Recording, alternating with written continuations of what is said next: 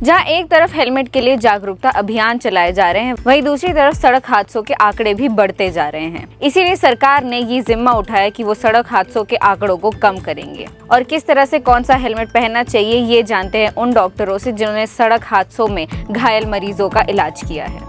नमस्ते, मेरा नाम डॉक्टर अपूर्व वर्मा है। मैं ENT सर्जन हूँ हाईटेक हॉस्पिटल भिलाई में।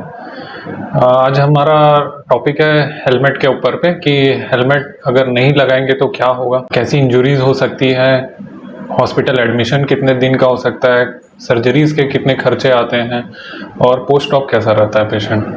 बेसिकली जो अगर हम डॉक्यूमेंटेड रिकॉर्ड डाटा की बात करें कि रोड ट्रैफिक एक्सीडेंट्स कितने होते हैं तो साल भर में करीब करीब 5 लाख जो डॉक्यूमेंटेड डाटा है गवर्नमेंट का, वो ये है कि 5 lakh per annum road traffic accident होते हैं, जिसमें से 2 से 2.5 लाख केसेस की डेथ भी हो जाती है।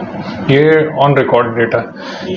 अभी जो रोड ट्रैफिक एक्सीडेंट है उसमें काफ़ी सारी चीज़ें इंक्लूडेड है, जैसे हेड इंजरी हो सकती है, पेशेंट को चेहरे का ट्रॉमा हो सकता है जिसको हम फेशियल ट्रॉमा बोलते हैं, लॉन्ग बोन इंजरीज हो सकती है, हाथ की हड्डियाँ, पैर की हड्डियाँ, और एब्डोमिनल ट्रॉमा यानी कि पेट का ट्रॉमा हो जाता है। कई बार कुछ नसों की इंजरी हो जाती है या ग्रंथियाँ फट जाती है तो खून का जमावट भी हो जाता है पेट में। मैं जो पार्ट कवर करने वाला हूँ वो है फेशियल ट्रॉमा। तो बेसिकली जब आजकल के टाइम पे फेशियल ट्रॉमा बढ़ क्यों गया है, फेशियल ट्रॉमा अगर कुछ लोग हेलमेट पहनने के बाद भी फेशियल ट्रॉमा देखने को मिलता है, क्योंकि वो पर्टिकुलरली जो हेलमेट पहनते हैं वो हाफ कवर्ड पहनते हैं। उनको ऐसा लगता है कि सर तो कवर हो गया, चेहरे की क्या जरूरत है। बट जब आप गिरते हैं तो वो चेहरा रोड में रब होता है, स्क्रैच होता है और फिर वहाँ से ट्रॉमा डेवलप होता है। दूसरा चीज़, फेशियल ट्रॉमा बढ़ने का रीज़न ये भी है कि आजकल जो बाइक्स आ रही हैं वो सारी स्पोर्ट्स बाइक हैं, और स्पोर्ट्स बाइक में ड्राइवर बैठता कैसा है, जो राइड कर रहा होता है वो सामने की तरफ झुक के। पहले क्या होती थी, स्कूटर या नॉर्मल बाइक्स में आप आराम से ऐसे बैठे होते थे।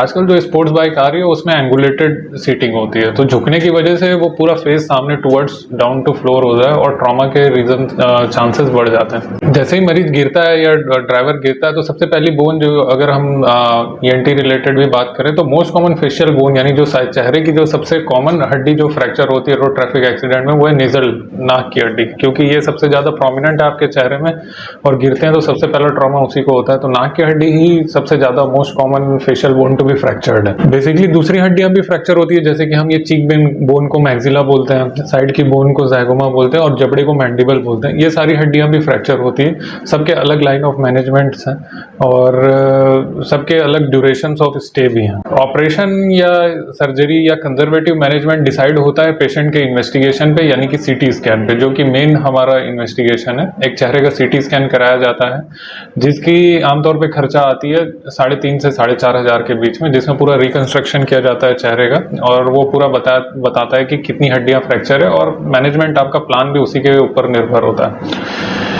अगर पेशेंट को आप कंजर्वेटिव रख रहे हैं, ज़्यादा डिस्प्लेस्ड फ्रैक्चर नहीं लग रहा है, आपको सिर्फ अनडिस्प्लेस्ड फ्रैक्चर लग रहा है, तो उस पर पेशेंट को कंजर्वेटिव मैनेजमेंट किया जाता है और हफ्ता 10 दिन 2 हफ्ते की दवाइयाँ दी जाती है और अनडिस्प्लेस्ड फ्रैक्चर को मैनेज किया जाता है। फेशियल एब्रेजन्स के लिए लोकल ऑइंटमेंट और एंटी इन्फ्लेमेटरी दवाइयाँ दी जाती हैं। अगर आप सर्जरी पे जा रहे हैं तो सर्जरी में बेसिकली जो सर्जरी होती है जिसको हम ORIF बोलते हैं, यानी कि open reduction and internal fixation, यानी कि चीरा लगा के आप हड्डी को एक्सपोज करते हैं और जो डिस्प्लेस्ड फ्रैक्चर है उसको आप पहले एक नॉर्मल पोजीशन में लाके स्क्रू और प्लेट्स लगाया जाता है। अब स्क्रू और प्लेट्स ही हैं जो कि थोड़े कॉस्टली वाले चीज़ हैं, surgical item.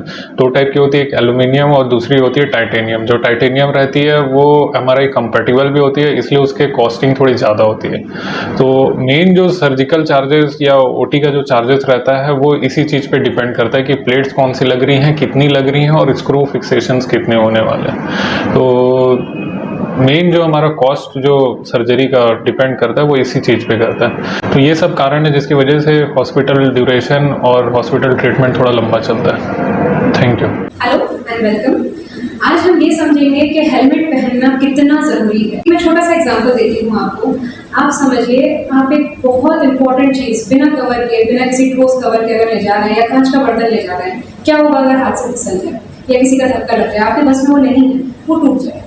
Same goes with our body. आपका ब्रेन, आपका फेस, ये सब इतनी नाजुक चीज़ें हैं कि अगर आप इसे प्रोटेक्ट नहीं करेंगे, जहाँ पे आप ऐसी जगह जा रहे हैं जहाँ आपकी गलती ना हो, फिर भी आपको चोट लग सकती है।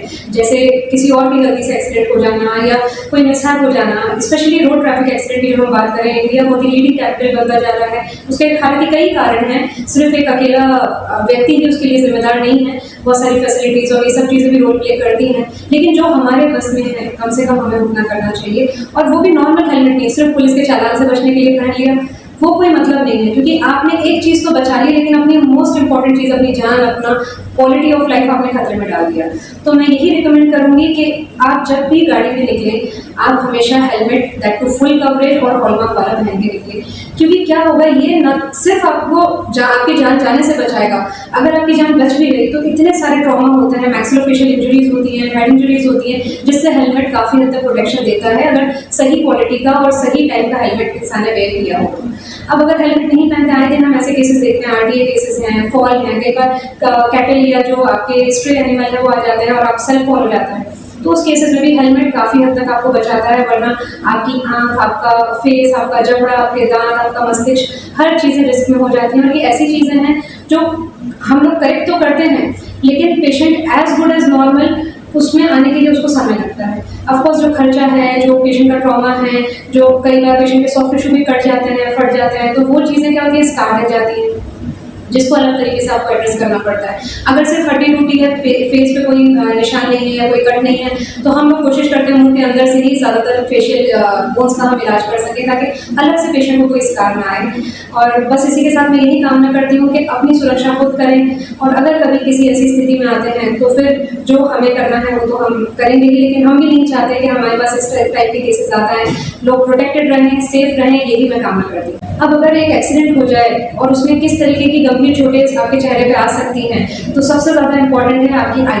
आपकी आंख को काफ़ी गंभीर चोट आ सकती है, विजन का भी खतरा रहता है, या कई बार विजन नॉर्मल नहीं आता है, कई बार बिल्कुल ही नहीं आता। वो सबसे डेडली चीज़ है, जो कई बार आपके रेस्टोरेशन के बाद भी विजन अगर चली गई है, पूरी तरीके से कट हो गई है, तो बहुत मुश्किल है विजन पूरी तरह ला पाना। हाँ, थोड़ा बहुत कंप्रेशन है या रिपेयर से थोड़ा बहुत आ सकता है, तो वो कोशिश करते हैं।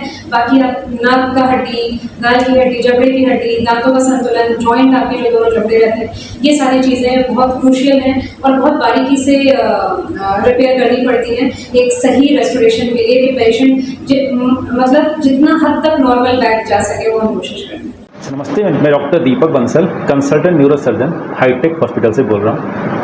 आजकल हेड इंजरी जो कि रोड ट्रैफिक एक्सीडेंट से होते हैं बहुत बढ़ गए हैं, और ये इसका मुख्य कारण है एक तो स्पीड, और एक है बहुत लोगों में टू व्हीलर्स में जो कि यूज़ करते हैं हेलमेट ना लगाना। हेलमेट एक बहुत ही मुख्य चीज़ है जो कि टू व्हीलर ड्राइव करते हुए लगाना ही चाहिए।